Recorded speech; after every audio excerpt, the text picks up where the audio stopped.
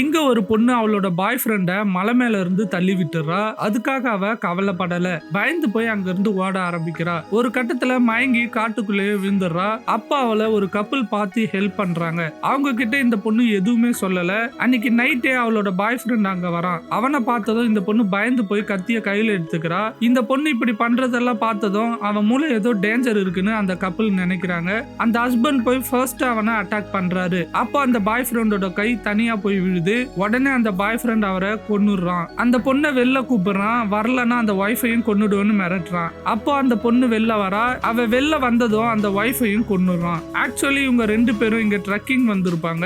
அப்போ இந்த பொண்ணு குகைக்குள்ள போவா. அங்க அவளோட பாய் ஃப்ரெண்ட் இறந்து போயிருப்பான். அப்பவே அவளுக்கு தெரிஞ்சிடும் நம்ம கூட இருக்கிறது நம்ம பாய் ஃப்ரெண்டே இல்லைன்னு.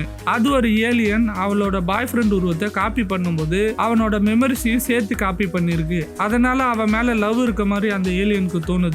அவளை ஹக் பண்ணவே முடியல.